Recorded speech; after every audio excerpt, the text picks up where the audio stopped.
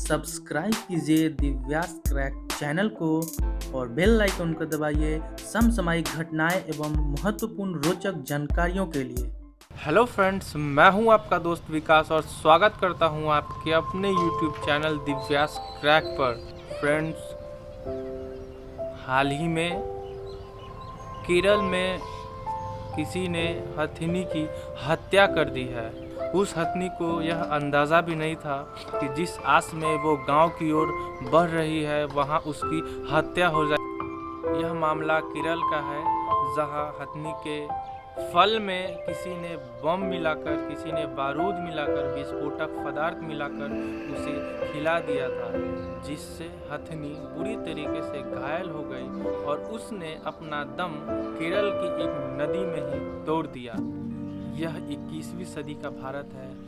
एक तरफ हम लोग अच्छे भारत की निर्माण की बात करते हैं और दूसरी तरफ ह्यूमैनिटी पूरी तरीके से खत्म हो गई है।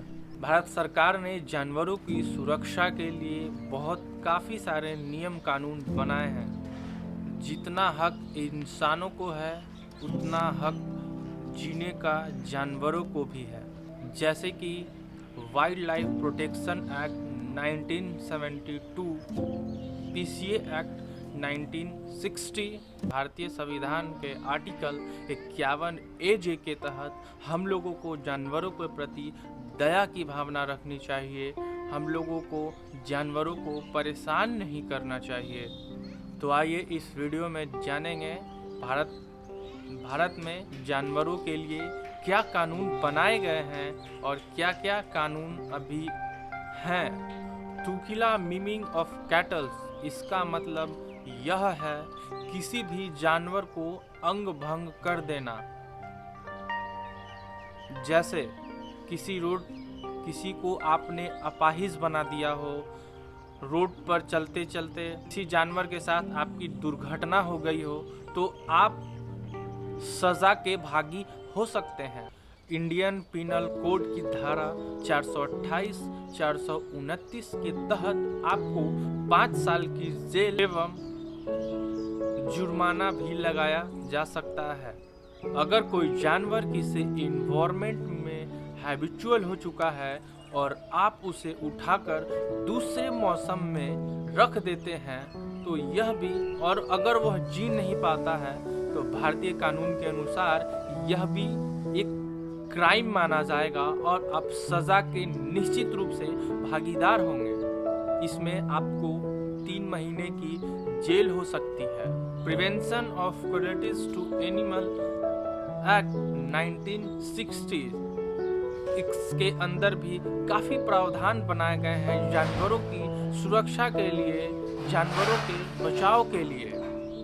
भारत में आप अमूमन देखते होंगे कि गधों के साथ, बैलों के साथ काफ़ी ओवरलोडिंग कराया जाता है। ये पीसीए एक्ट 1960 की सेक्शन 9 एंड 11 के तहत आप सज़ा के भागी होंगे, जिसके अंदर आपको 3 महीने की जेल हो सकती है। आप यह भी देखते होंगे कि म्युनिसिपल कॉरपोरेशन आवारा कुत्तों को जबरन पकड़ के उनकी नसबंदी कर देते हैं।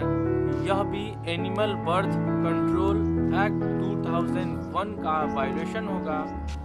आप किसी भी जानवर को काट नहीं सकते हैं। इसके लिए भी वाइल्ड लाइफ प्रोटेक्शन एक्ट 1972, इसके लिए प्रावधान बनाए गए हैं। भारत में अधिकतर लोग अपने घरों में कुत्तों को पालते हैं, तो यह बात आप जान लें कि उनके भी कुछ राइट्स हैं। पालतू जानवर को समय पे खाना न देना या लगातार 3 महीने से उसे किसी चेन में बांध कर रखना पीसीए एक्ट 1960 के सेक्शन 11 का वायलेशन होगा और आपको 3 महीने की जेल हो सकती है, फाइन हो सकती है। तो अगली बार से आप पालतू जानवरों को अगर घर में पालें तो उनके रख रखाव, उनके भोजन, उनके हैबिटेट, उनके वातानुकूल जगह का भी ध्यान रखें, नहीं तो आप भी सजा के भागी हो सकते हैं। भारत में जानवरों की बलि देना,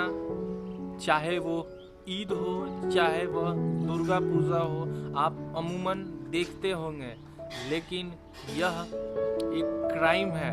किसी भी जानवर को बलि देना, सैक्रिफाइस देना, दिस इज अ क्राइम। लेकिन इसके बावजूद भी लोग जानवरों की बलि देते हैं, जानवरों को स्लॉट करते हैं। जानवरों को स्लॉट का राइट, अधिकार सिर्फ स्लॉटर हाउस को है, जो कि स्टेट गवर्नमेंट प्रोवाइड करती है।